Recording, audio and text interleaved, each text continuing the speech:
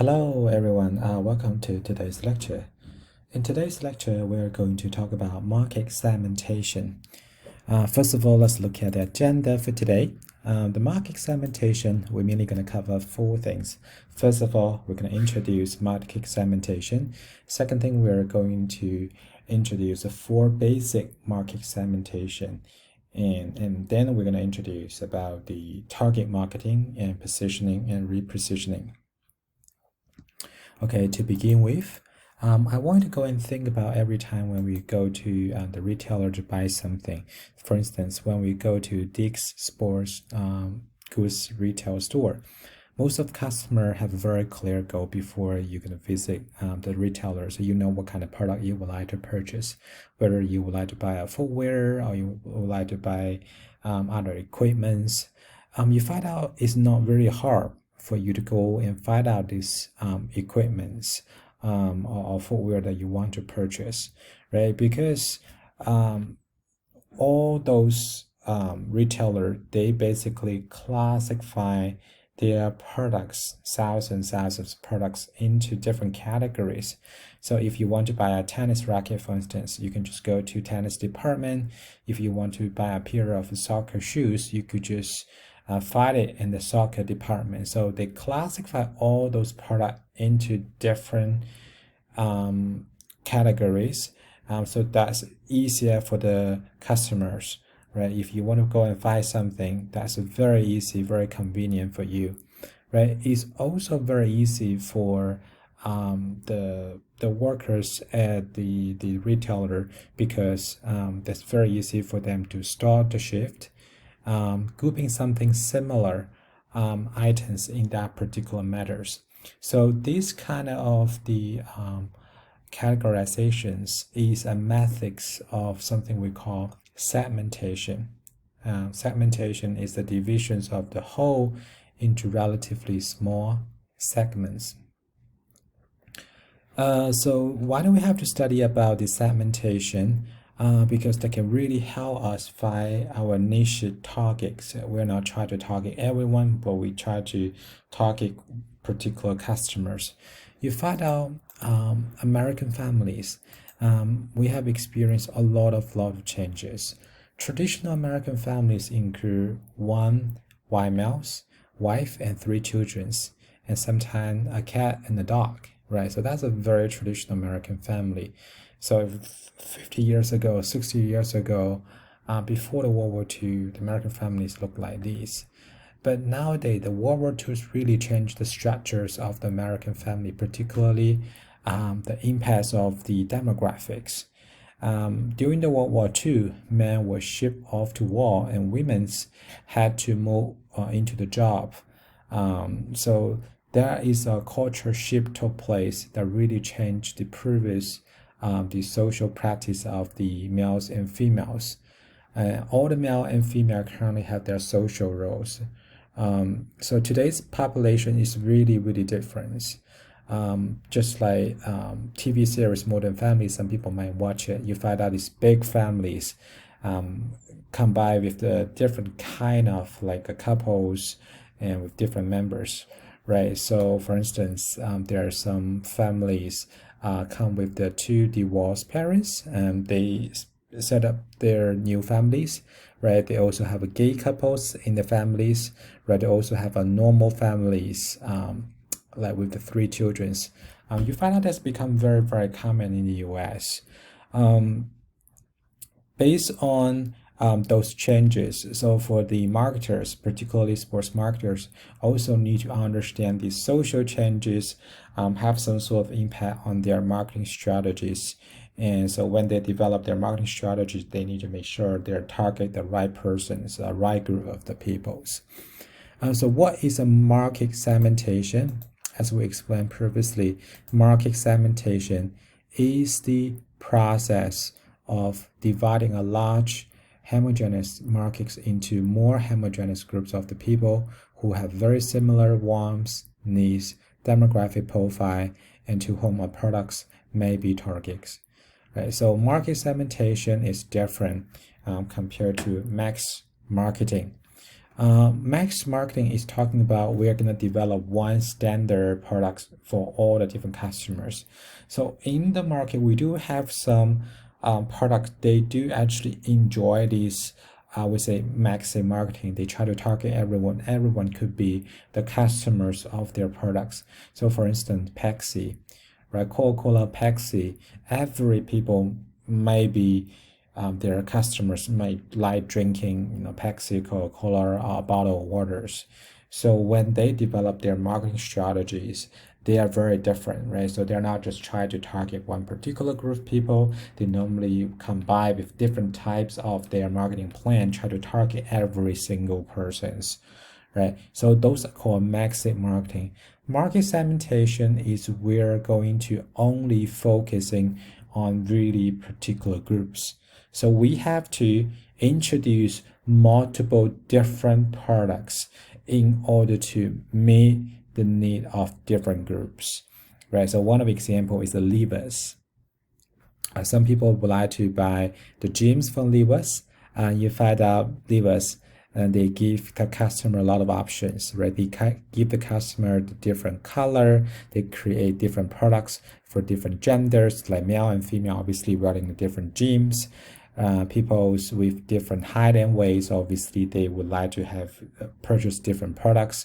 So they also have a different design and to satisfy the customer's needs. So even the same product, they maybe provide different color to the customers, right? So we find that levers is actually, although they try to target different people, but they can introduce different product and try to target different people, right? The products like Pepsi or Coca-Cola, so they basically have the same design, try to target every customer. The product is the same taste. Their marketing strategies are really different, right? So those are the differences between massive marketing and market segmentation. So why do we need to have the segmentation, right? So there are four main purposes. And the first purpose is specializations. Specialization is talking about we try to create a unique product. We are not trying to target everyone. So we would like to create a unique product for the customers, right? And also focus on those who are more likely to buy, because we understand most of the product is not going to be purchased by everyone, right? So we are only going to target to those persons who are more likely to buy, who are currently using, or who will become your customers in the futures. So another purpose is using the segmentation. They can really help us use all our resource effectively, because we understand what kind of customers that we're trying to target. So we only use the right way to target these customers. So when we develop our product price, promotion, and place strategies, we know that we are able to reach out to these customers who are more likely to buy our product. Right, speaking of the segmentation, we have four basic segmentation that we would like to mention in this class. If you look at textbook, the textbook actually classify the segmentations into more categories, but in our class we're mainly going to focus on these four main segmentations. But the first one is a demographic segmentation. So demographic segmentation is where based on the information such as age, gender, race, family, life circles, sexual orientations, incomes, educational levels, and we're going to classify these customers into different groups. And the second one is psychological segmentations. So psychological segmentations is basically we look at people's motivations, we look at people's some sort of their behavior, their preferences, their interests, their personalities. And the third type is called behavior segmentation. Is we're going to look at how people are normally use these products.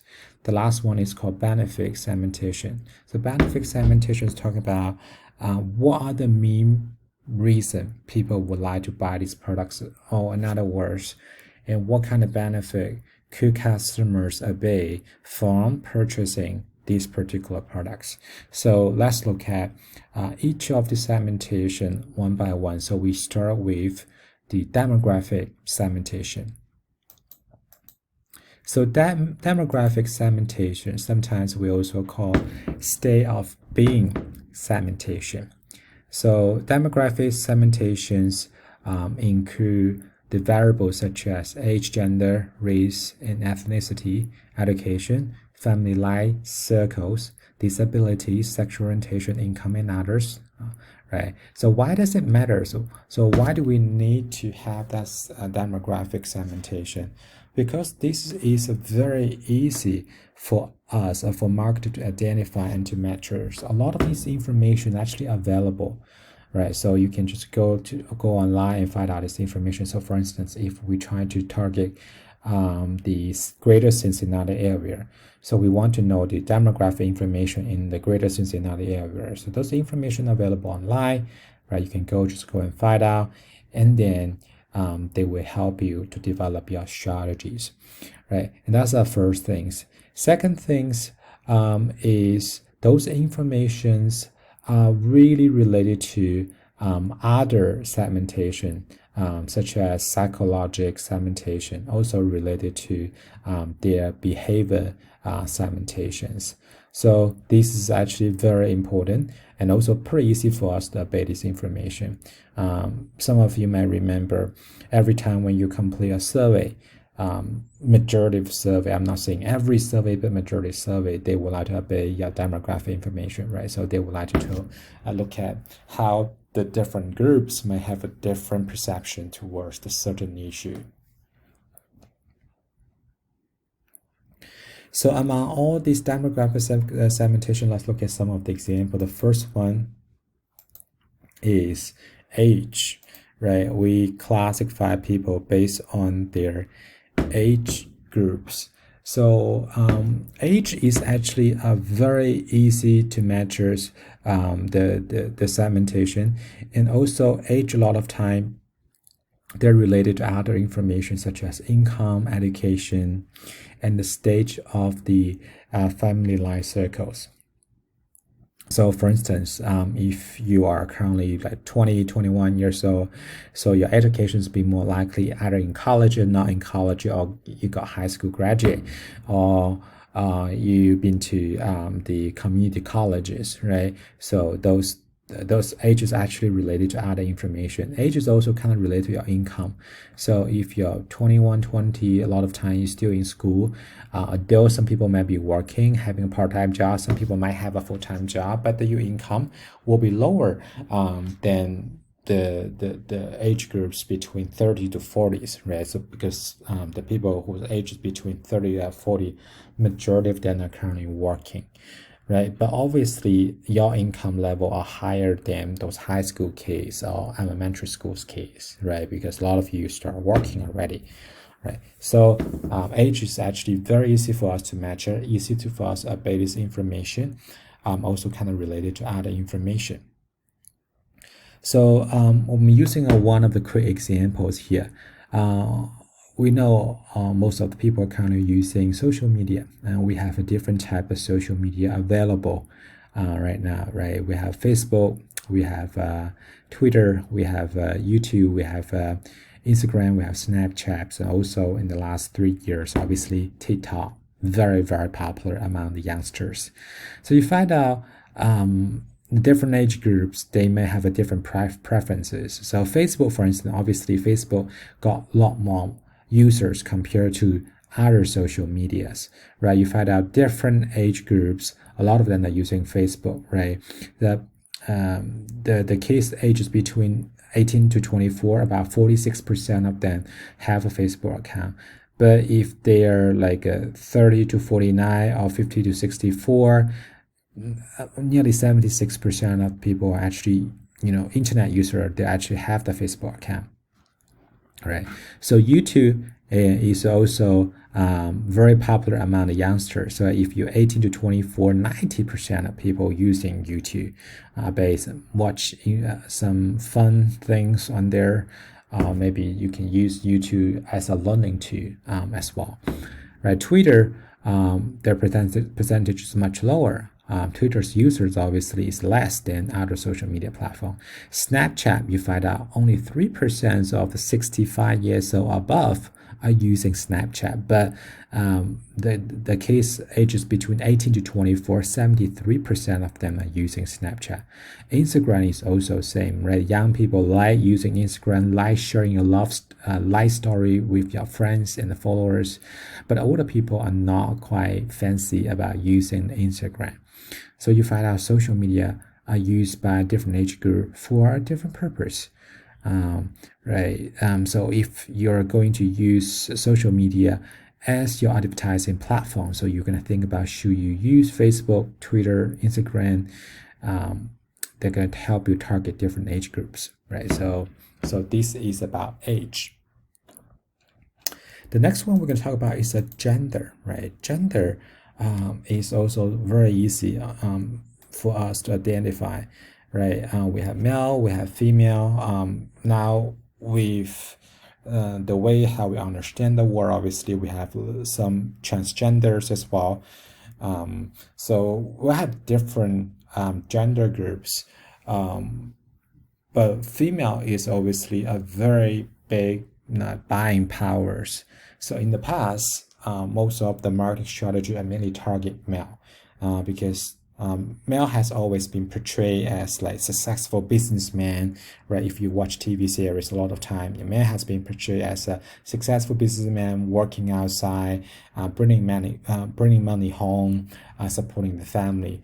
But women's more and more started to find their social role in the last 50, 60 years, right? So with women's being more successful, a lot of successful business women as well. So their buying powers has also been increased. So in sports markets, although a lot of male or female, most of the sport they watch are male-dominated sport, like four major professional sports league in the United States, they're all male sports, right? A lot of male watch their sport, a lot of females are also watching their sports, right? Studies show 85 million of the women watch professional football on average weekend, right? For the sponsorship of the women's sports has also exceeded $1 billion, right? Since a lot of women start to watch professional sport, here give you some number like 47.2% of the Major League Soccer fan are female, right? So women's also make up of this nearly 47% of MLB fans,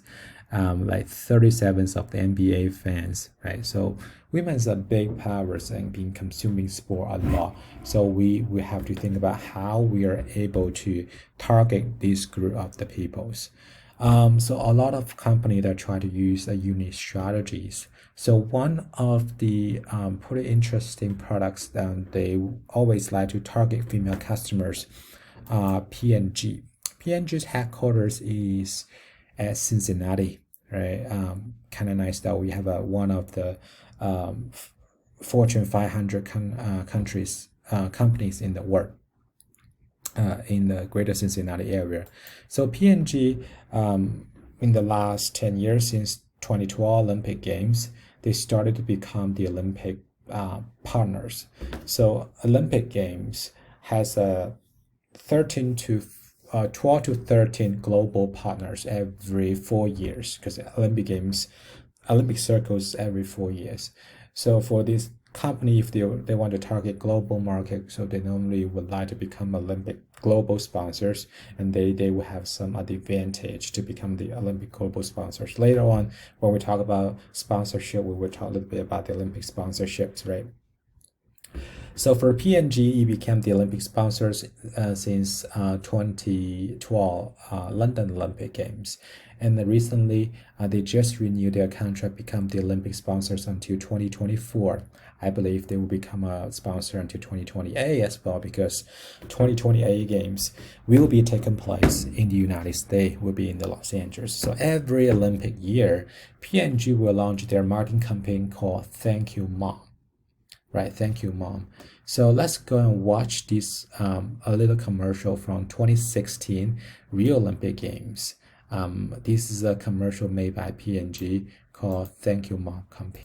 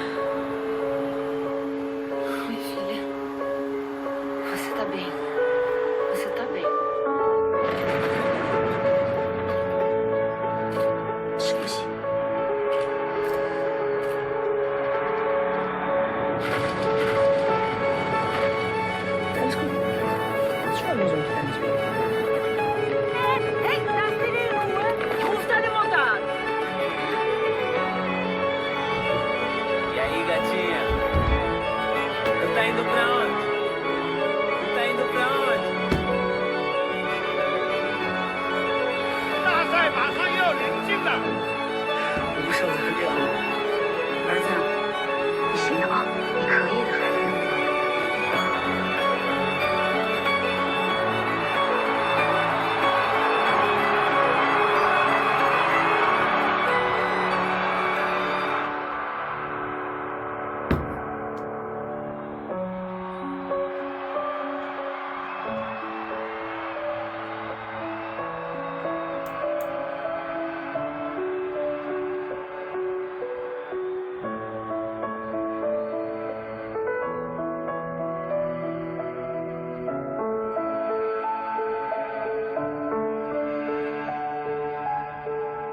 P&G, proud sponsor of moms.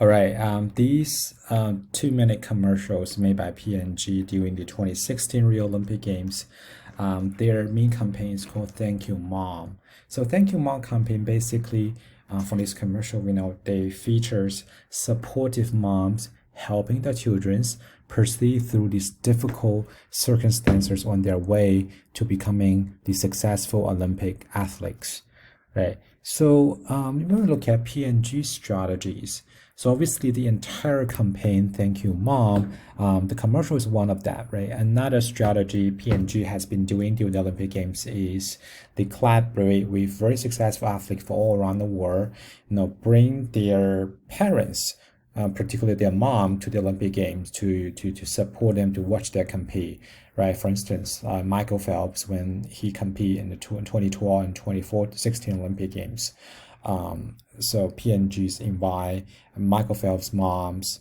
went to the Olympic hosting city to support his son competing at the Olympic Games, right?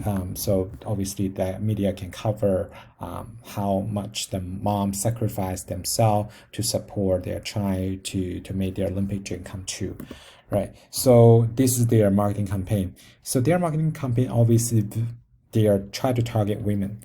So why are they trying to target women? So why are they using Olympic Games to target women? Right, so first of all, let's look at all those P&G's products, right? P&G produce personal, family, and household care products, right? Such as body care, fabric cares, feminine cares, oil care, hair care, skin, and personal care, right? Mom at home are mainly responsible for shopping those products. So that's why they try to target female customers. So female customers are more likely to go to the retailer or supermarket to buy these products. So that's why they want to target female customers. So they hope through this marketing effort and campaign, female customers, when they go and shop at Walmart's and Kroger's and Target's, and they're able to pick up the product made by P&G, right? So that's why they try to target female customer, because female customer is a big purchase powers for their products. And why do they want to use the Olympic Games? Right, Olympic Games obviously is a global event. P&G is a global brand. Their products are available in all the different markets. Obviously, Olympic Games can help them target all the different markets all around the world. That's one thing. Second thing is, in the US, for instance, female are more interesting than male during the Olympic Games. If you look at the viewerships, women's make up of more viewers during the Olympic Games. So female are more likely to watch the Olympic Games. So when they're using Olympic Games to target female customer, that seems like an excellent choice, right? So this is about P&G's campaign. It's also about gender segmentation. So the next one is about ethics backgrounds. Race or ethnicity is also very important. So basically recruiting customers of the common race, religion, and nationalities. In the US, we find out the ethics background has been changing significantly in the past years. Right, currently about 13% of the populations are African American, about 15% of the populations Hispanic Americans. So the numbers say Hispanic Americans the numbers will be increased significantly in the next 30 years. By 2050s. About 25% of Americans will be Hispanic Americans. right? And also the NASCAR, their Hispanic fans base has reached 28% in the past 5 years. MLS, obviously Hispanic American, love watching soccer, right? Nearly 20% of the fans are Hispanic fans. So with the growth of Hispanic Americans, try to target these populations. Different organizations using different strategies. So MFL, for instance, they celebrate Hispanic Heritage Month every seasons. They try to target this customer in particular, right? During their campaign, they try to bring some of the Hispanics MFL players to have that interaction with Hispanic communities, show their cultures, organize some cultural activities. Right. We know Hispanic fans love watching soccer, right? So during the World Cups, we're not just have the English broadcasters. We also have Spanish broadcaster, particularly try to target this group of people. There are a lot of great loyal soccer fans, right? So this is about ethics backgrounds. Family life circle is also important to describe how individual progress through various of the life stages. So when we start abroad, a traditional life circle begins in individuals starting in young, right? Normally, when you start in young, single, like before 20, a lot of them are single. Maybe some students start, have your relationship when you're in high school, right? So middle school or high school, right? So but a lot of people are young, single, or maybe you're in a relationship. Some people get married before 20s, right? In the past, in particular, now maybe people start to get married a little bit late, right? And then we have young married people without children, young married people with children, and also a lot of people get married at the middle ages because life pressures is hard, right? It's not easy to make money to support families. A lot of people wait until their middle age start to get married, and then with children and also without children. And also some people until their 40s, 50s finally find out true loves, and then they marry again. And also there are some people decided to become single for the rest of their entire life, right? So people have different choices. So there are different life stages. So we have to target different groups. So during these stages, we also find out, some marriages and not come to the end. So some people have to experience divorce. When they experience divorce, some people become single, and some people decided to bring their children to develop a new families. So there are a lot of these kind of things happen as well. So they made the family, family life circles become very complicated. So they also give the marketing a new challenges and how we're able to target different peoples when they're in the different family life circles. Other demographics segmentation, income and education. So income, a lot of time they are associated with the educations. We talk about when you're 18 to 24, 22, you're more likely in colleges, right? Some people maybe start their college a little bit late and finish the college a little bit late, and some people still want to go to grad school.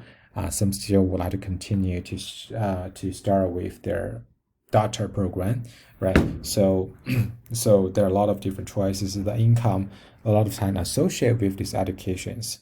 A lot of time now the job market require you to have at least a college degree for entry level jobs. So that's kind of sort of like a guarantee. So if you receive slightly higher education, you more likely have more income, higher incomes. As we look at their social classes based on their income, we classify into three groups, right? Upper classes, middle classes, and also lower income classes. In the US, it's about 20% of population or household that we can classify as upper classes. So if you may household may $250,000 or $300,000. So a lot of time it will be classified as upper classes. So you have a lot more money to spend on different things. Majority of the Americans stay at the middle classes, right? It's about 60% of the Americans are middle classes. The criteria for being classified as middle classes are very different, right? If you live in California and New York, obviously the criteria will be higher compared to living in Ohio, right? The criteria in living in Ohio will be slightly higher than the criteria living in the South, right? So the criteria will be different, but roughly about 60% of the populations are falling to middle classes. Another 20% of the population have been falling to lower classes, lower income classes. So a lot of time their household income will be less than $40,000. So the whole community has been divided by their incomes due to the family incomes are vary. So the sport they participate are also very different. If you're coming from upper classes, you're more likely to go and participate in sport that costs you a lot of money. Right? Studies show those winter sport like ski lessons, so they cost a lot of money. And people who participate in golf and tennis, they normally coming from sort of like upper classes or upper like middle classes, because if you really want to play tennis professionally or play golf professionally, your family need to pay a lot of private license to recruit a personal coach to help you improve. So those cost you a lot of monies, right? Some other sports, like if you look at football, basketball, a lot of lower income family, they can send their kid to play football and basketball because it's cheaper to participate in this kind of sports, including soccer, right? So cheaper to participate in this kind of sports, right? So different types of income also determine the sport that you will be participate, right? So obviously, if you're coming from the upper class family, the sport you would like to participate and you could participate, the option will be more than the kids coming from the lower income families, because they don't have that much money, they don't have a lot of options for them to choose from. So these are the first segmentation, which is demographic segmentation. Demographic segmentation is actually the most important segmentation, so we spend a lot of time talking about it, give you a lot of example to help you understand why these factors are actually important to us. Another one is the sexual orientation, but we haven't talked about it. So LGBT groups has been increased significantly, and also nowadays, particularly in the last 10 years, they started to fight for their rights. With the increased number of the LGBT groups, sports marketing will also need to try to target them, develop unique strategies, make sure they're able to target these particular groups, right? So this is about sexual orientation, right? Demographic information is important. We talk about easy for us to update these kind of informations. Here we give you example. We have different types of social media right now. We have YouTube, Facebook, Instagram, Pinterest, LinkedIn, Snapchat, Twitter, WhatsApp, and Reddit, right? Demographic information, they give you the idea, very straightforward idea, how many people are using it based on their demographic, right? Male, females, race, age groups, income level, educational level, and their locations, right? So they give you a lot of information. This information will help marketer to decide which media platform that you would like to choose. The second one is called psychographics segmentation. You assume the customers may be divided by their personality trait, by their lifestyle, such as their attitude, interest, opinions, and also by their preferences and perceptions.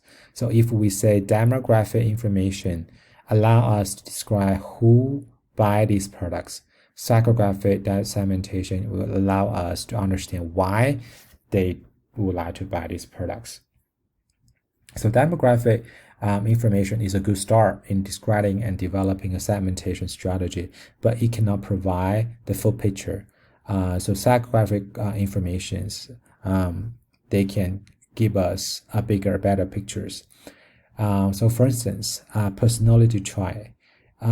Personality characteristics include your favorite color, like lucky number, your motivations, your desire, your attitudes, your belief, right? This kind of information will define our person. So everyone is different. So we're using different strategy try to target everyone. I'll give you an example. My favorite colors are blue and red. So a lot of time when I chose the clothes, so I would like to choose these two colors. What about you? You might have a very different favorite colors, right? So your favorite color will definitely impact your purchase behaviors. All right. And also not just about color, but also lucky number. So my favorite numbers. Oh, I think my lucky number is 6. I don't know why, but it just gives me positive feelings. And we have some number we don't like, right? So, and that's also kind of important, particularly from cultural perspective. In Western culture, obviously, we don't like number 13, right? You take the elevator, you find out there's not 13th floor. 13 and Friday combined together is a nightmare, right?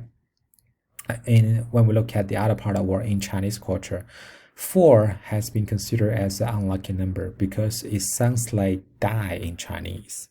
So when you give someone a numbers, try not to give 4 to them, or give 444, they will be very unlucky to the Chinese people. But people living in Hong Kong think 4 is actually a good number because 4 looks like music, do, re, mi, fa, looks like fa. Fa in Hong Kong means being rich. So Hong Kong people, maybe they say, well, 4 is actually a good number because that means being rich, right? In Japan, Japanese, they would think 24 is an unlucky number because they sounds very close to the word dangerous in Japanese. So in different culture, obviously different. Since we have a different personality, we have a different preferences. So when we try to target customers, we try to give them more option to choose from. So when we create clothes, for instance, so we give the different colors, allow them to choose from, right? So some people would think this is a great color for them. Some people like this color. Some people have different color, right? So this is a psychographic segmentation. So other including lifestyle preferences. Some people prefer playing indoor sports. Some people prefer playing outdoor sports, doing outdoor activities. Some people have strong attitude towards certain things. Right? Some people have different motivation, different interests that really define who we are as a person. Right? This is psychographic information. The third segmentation is called behavior segmentation. Behavior segmentation is also called product usage segmentation. So they try to address question is like how much will they purchase, how often do they purchase, and how loyal they are to our products. Some customer like changing their product all the time. Some customer prefer to use the one product for a very long period of time. Give example, we talked about it before. A lot of people like to change their iPhone. So every year when iPhone introduce a new product to the market, they would like to use the most update iPhone, right? Because every new iPhone obviously have a better functions, better cameras, and being able to do more things. So some people prefer using that, but some people, a lot of people around me, they would like to have the same cell phone, using the same cell phone for a very long period of time because they think that is not necessary for me to change my cell phone every single year. As long as the cell phone can take some okay pictures, I have big enough space where they can store my picture and other very important information. That's good enough, right? So I can use it for a very long period of time. Customers' product usage are different, right? And also, customer normally use a different way to buy products. Some customer would like to shop online. and others prefer going to the retailer to buy products because they want to try it first. And then if they like it, they can buy it right away. Because if you're buying things online, you'll not be able to try it, right? The picture you look at it online, when you receive the product may not be the same as your image. So you have to return, so they take a lot of time. So a lot of people prefer go and try it on first before buying it. So that is the behavior segmentation. We talk about professional sports team. All the sports team right now, they're trying to enhance their fans' loyalty. So as marketers, so they're trying to differentiate themselves from other teams in order to keep those professional team in the local community. A lot of governments, they started to use public fund to construct facilities in order to keep the teams there, provide them update stadiums. However, we have to say fans' loyalty is so hard to capture nowadays, with the increasing numbers of fans started to associate themselves with a player rather than a team. So marketers nowadays, they try to bundle their big name stars with their team together when they try to promote their teams. So for instance, when you look at the advertisement from Lakers, you find out they're using LeBron James, right? If you look at the Clips, they're using Lonat. And when you look at the Milwaukee's, they're using Adetokounmpo, right? So they're trying to associate the team with those top big star players and easy for them to promote. For the marketer, also try to introduce a new product such as season ticket packages or personal seat license to enhance fans' loyalty, right? Some people would like to have a privilege, like the particular seat for very, would like to sit in the same position every time. So they create a product called personal seat license to enhance fans' loyalty. Personal seat license is basically talking about you are going to pay certain amount of money to get the right to use this particular seat for a very long period of time. For instance, the Cowboy stadiums, AT&T stadiums, right? So they're selling personal seat license. People will have to pay about $150,000 in order to holding that particular seat for 50 years. So the $150,000 only the money you put down to the clubs, right? It's not the one you're buying for these 50 season tickets. So every year you still have to pay season tickets, but $150,000 kind of like a down payment, I would say deposit, put down to the team. 50 years later, if you're still alive, right, so you can get this $150,000 back. But you can enjoy the sea for a very long period of time. You can sit in the same sea for 50 years. I mean, you may be sitting in the sea for 10 years, you don't like it, you can also transfer it to someone else. Someone else could have that sea for the rest of the 40 years, right? So this is a personal sea license. All those products we developed is because customer, their product usage has been changed, right? Well, based on their product usage, the way they use their products, we made some changes in our own products. So the last segmentation is called product benefits. It describes why customer purchase the product and service and why the problems the product solve for that particular customers.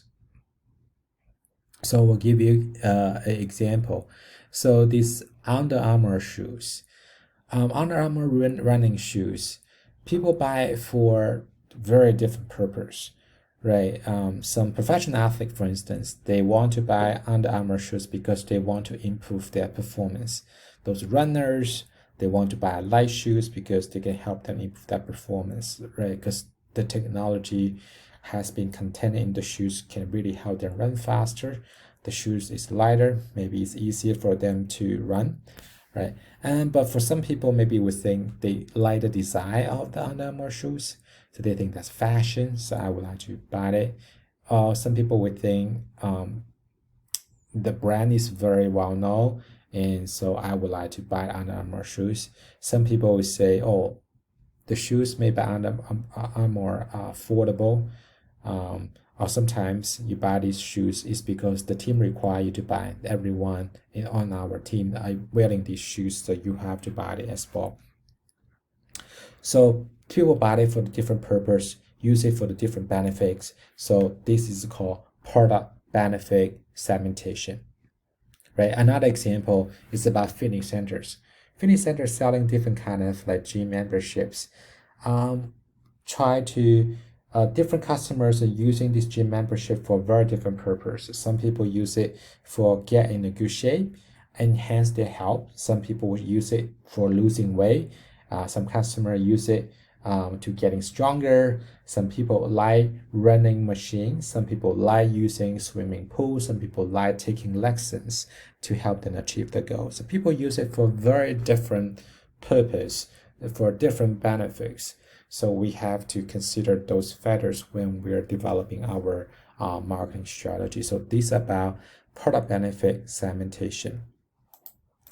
Another topic we're going to talk about is about target marketing. Target marketing is choosing the segment that will allow the organization to most efficiently and effectively attain its marketing goal.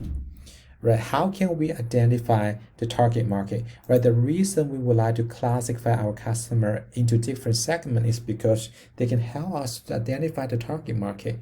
We could have more than one target market, but we need to understand about their characteristics of these particular groups. So for these target markets, we have three types of evaluation that we can help us to select the target market. The first one is sizable. So we have to know we have two different types of the target market. One is the current size, the people who are currently using our products. The second one is extended growth, the potential customer, someone else will be using our products in the future. So we're going to target those group of the peoples. Right? When we develop the size, we make sure the size is not too large or too narrow. So when we develop a particular target market, we try. So if we want to sell basketball products, obviously you're not going to target all the sports fans, right? You're only going to target basketball fans, right? And also when you set up the target markets, you cannot be too narrow. So you're not going to narrow your target market to all those left-hand female basketball players between the age of 20 and 25. That's too small, too narrow, right? So you need to go and target a suitable size of the market. Second one, when you develop the target market, you make sure they're achievable. Achievable is talking about when we're using different types of promotional methods, whether we're using traditional media or using digital media, we are able to deliver these informations to those target customers. We make sure these target customers are able to receive this information that we disseminate on the media platform. The third one is matchable. So matchable means we are able to identify the number of the people in this particular segment. Right, so this is about target market. Another definition we're going to introduce here is called positioning. Right, positioning establish the image of the product and the company and become the customer's base of the references when they're making the decision to decide what product they want to purchase. Some of the positioning, a lot of time they depend on the market selection decisions because some brand, some product, they try to target high income population household. Some product they try to target the massive population. So since they chose different types of markets, so they will position their product differently. Right? They also based on the perceptions of the target markets and how its members think and feel about the sports entities. Right? Some of the brand, for instance, there are a lot of luxury product available in the markets. For those luxury products, they are not trying to target the low income family because they cannot afford this, right? So they try to target those individuals. They have enough money to purchase their very expensive products, like the bag Hermes bag. I'm not sure how many of you heard these brands, but this brand is very, very expensive. You have to spend possibly $100,000 in order to buy a bag, or even more expensive than that. All right, so they try to target a very, very particular customers, so they try to position themselves as a luxury products, right? But other products, like the product made by Nike, the product made by Adidas, so they're not trying to position themselves as a luxury product, but they try to target majority of the people because they think their product are affordable. Right. When we talk about positioning, we're going to introduce another concept called perceptual max. Perceptual max, they provide you direct input into the strategic marketing planning process. They allow marketer to assess the strength and weakness to view the customer and the competitor simultaneously in the same map. So let's look at these examples here. So when you start to playing sport, so you have to think about which sport is easier for you to begin with. Of course, it will be really difficult for the people to start sports like figure skating, gymnastics, diving, because those sports require you to have particular skills. Also, a lot of time you need to be very young to begin with those sports, right? But there are some other sports a lot easier for you to start with. For instance, like tennis, you can try to play a little tennis, play a little golf. Pretty easy for you to learn. It's like basketball and football, you can also to do some basic stuff if you have never played those sports before. Right, running is obviously the easiest one because everyone can run, so they don't require you to have a lot of different skills. Right, so those sports, why we're thinking that some sport require more skill, some sport require much less skill, is this is about precision, how we think about those different sports, right? So here I'll give you an example. If you want to improve your skill, some of the sport, then you will have to work with others, like football and softball. So you have to work with others, right? But some sports like track and tennis, you can develop skills by yourself, right? Some sports are more likely to be participated by the young athletes, like gymnastics, like figure skating, like soccer, and some sport they can be participated by a lot of like older people, such as like basketball, such as golf. When you're 50, 60, 70, you still can play golf, right? But when you're 50, 60, hard for you to participate in gymnastics. So this is called perceptual max. Give people the idea of the what these sports actually located in people's mind. From this map, we are able to learn about three information. The first thing is about the dimension or attribute of the customer use. And the second thing, they also explain the different sports are located on the same dimensions, and also they help you to explain your products perceived related to that in the competition. They help you understand about yourself, so how the customer perceive about you. They also help you understand how your customer perceive about other products, right? So help you to understand your position in this entire competition. Another examples here, right? So there are a lot of different sports products, right? Some of the sports products, they have a lot of technologies, they enhance performance, they emphasize, help you to improve that performance, like Speedo, Arena. So those are really well-known swimming suits. Athletes like Michael Phelps, Michael Phelps has been sponsored by Speedos, so they've been collaborated with Speedos, because Speedo every year, every new swimming suit they put into some new technology can really help swimmers swim much faster than before, right? So those are high tech. They care less about fashion, they care more about technologies, make sure the product is live, help the athletes to improve that performance, right? Some products, right, that's in the middle, have some technology, can help improve performance and also care more about fashions.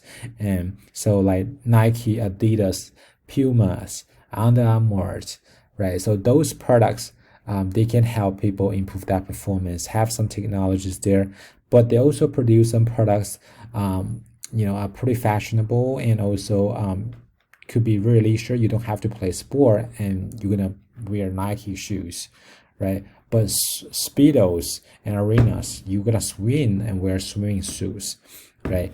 Some brands, they try to locate themselves at the leisure product, try to become fashion, right? Banana Republic, H&M, right? So those products try to make more about leisure product. You can wear it anytime you want, right? So this is about the perceptual map, how people think about those products, right? They really impact their decision making when they're trying to buy this product. The really last topic we're going to talk about is called repositioning. Repositioning is basically talking about how customers think about you. Positioning is talking about when the sport have involved in some scandal, so we have to change the image and perception of the sports entity in the mind of the customers in the target markets. The textbook uses an example about cycling, right? Cycling was a pretty popular sport in 21st century, in the first 10 years of 21st century, when Lance Armstrong won the Tour de France 7 times. So the sport became popular because you have a huge hero, winning the most difficult race in the world all the times. So it became a big thing, right? However, with more and more well-known cyclists failing the doping test, including Lance Armstrong, including Ford Landis. So both of them won the Tour de France, but both of them failed the doping test. So the sport of the cycling, the image of the cycling has been jeopardized significantly. So cycling have to reposition themselves in the general public's mind, right? With those well-known stars who built the sport many years ago and destroyed the sport entirely. So you have to reposition yourself and rebrand your images, let people to trust these sports and come back to watch this sport again. This is called reposition yourself, change people's perceptions about yourself. Okay, so today we'll talk about segmentation, we'll talk about target market, we'll talk about positioning and repositioning. Right, segmentation, we mainly talk about demographic segmentation, psychographic segmentation, we talk about behavior segmentation. We also talk about benefit segmentation, 4 types segmentations, where the purpose for us to have segmentation is help us to go and identify our target markets. Right, we can have more than one target markets. Target markets shape our marketing strategies. Position is help us to understand how customers think of ourselves in these very competitive markets. Okay, so this is about segmentation, target market, and positioning. Thank you so much for watching this video. We could talk about other issues next time. All right, we'll talk to you in the future.